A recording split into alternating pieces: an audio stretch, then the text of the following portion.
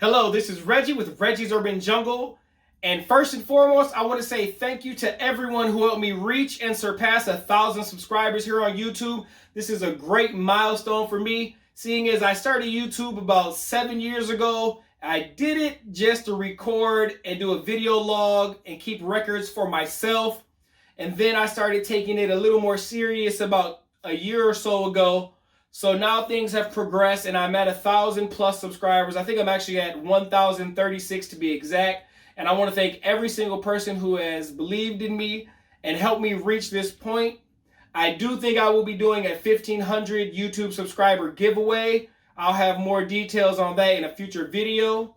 But again, I want to say thank you to everyone who has shared the video, liked the video, comment, told a friend, anything of that nature. I appreciate you more than you know, and this is a huge milestone for me, and I'm very excited to have reached it.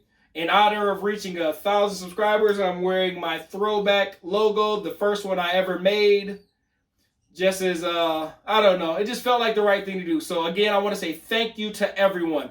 Today's video is going to be what I do when I come across a female with an ovulation, the information I put down, how I record everything. For the most part, this is not going to be a full detailed video. If you guys want, I can do a full step-by-step, in-depth detail on how I record all of my information after I see ovulation, what I put on the clutch card, how I go about that process and everything. So if you guys want that video, let me know. Comment down, or comment in the comments below. All right, let's get into this video. Found the female. She has an ovulation. I'll take a peek at her. You can see the ovulation right here. Very nice, swole. She has not eaten, so we'll put her in here. I will get some close-up footage. Okay, here you can see a close-up of the ovulation.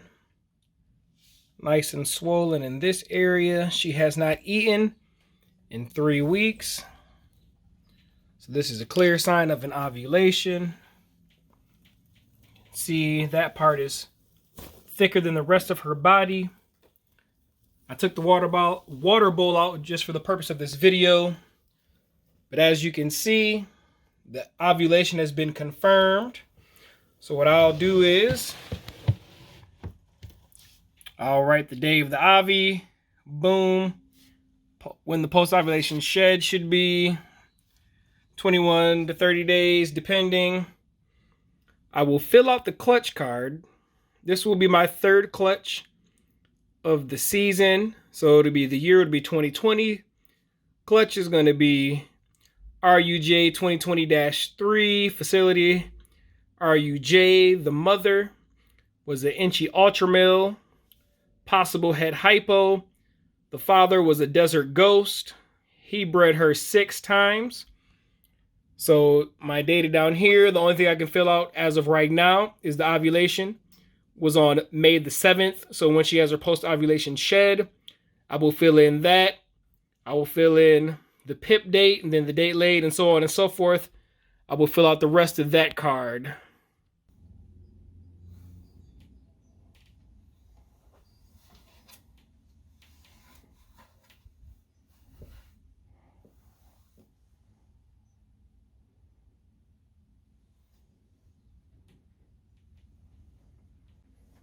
So, I do not have the Inchy Ultramil's entire file filled out, but I will use the black pastel to Desert Ghost for an example. So each one of my breeder females has her own folder that has all the pictures that I've taken of recorded locks, ovulations, and the eggs laid.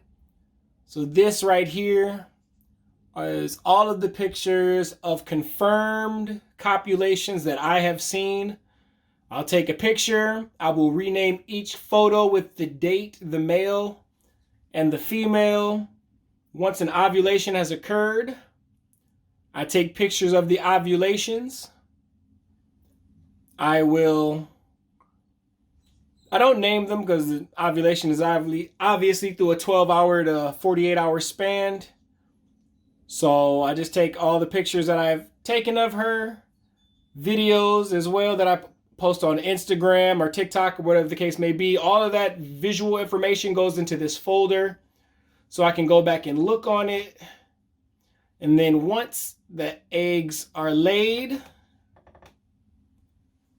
any video that has been taken, pictures, or any other visual data from that clutch for that year is put into a separate folder. So each female has her own folder. So that way, if I can go back 3-4 years from now and say, nope, on February 9th, I had a visual lock with the Desert Ghost in case she retains any sperm or anything like that. This may be overkill, but this is what I feel comfortable with for each female.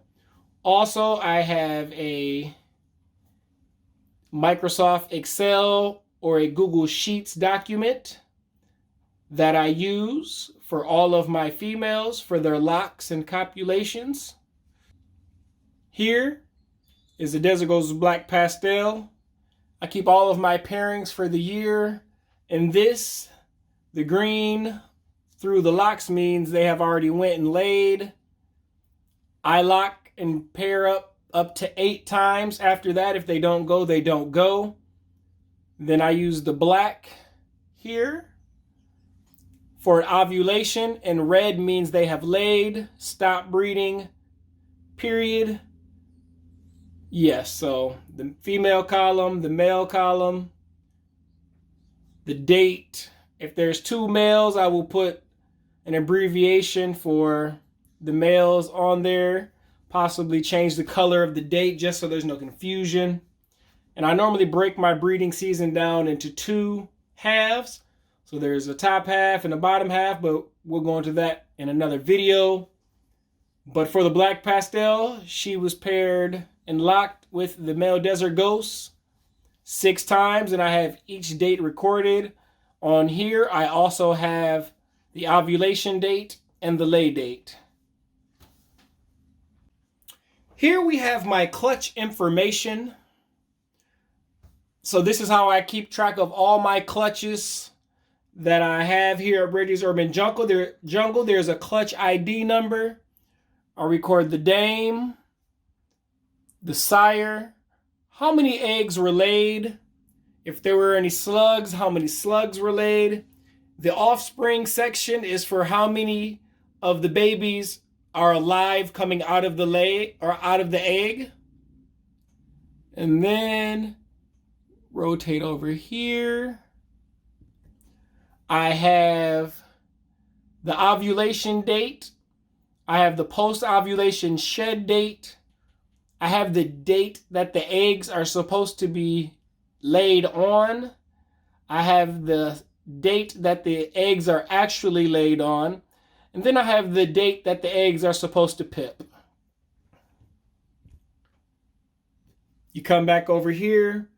Each snake has, or each hatchling has a unique ID number. So that way I can go back through, see which clutch the egg or the snake came from. I can see who the dame or the sire was. I can see the gender, the hatch weight, and what the morph itself was just by the ID number. This is actually my first year using this system. Previous to this year, I took this as just a hobby, but now I have to be more detailed in my note keeping for future references now that I will be selling animals. So that way I can go back and look at what I've produced in the past, and if any people who buy animals from me have any questions, I can go back and give them accurate information and not just guess. So this is how I record all the hatchlings and clutch information. So like I said in the beginning of the video, this was not a full detailed description or a detailed video on how I do everything here at Reggie's Urban Jungle to prepare for a clutch or after I see an ovulation. But again, if you want to see that video, comment down below. But that's just a little peek into what I do. I'm going to be more consistent on my videos now. I'm going to start doing a little more informational videos on how things happen over here at Reggie's Urban Jungle. If that's something you guys are interested in, let me know again down in the comments below. I can do more videos on how I do things over here. So thank you once again. This is Reggie's Urban Jungle. Please comment, share, like, subscribe, hit that notification bell, and stay in tune for the next video.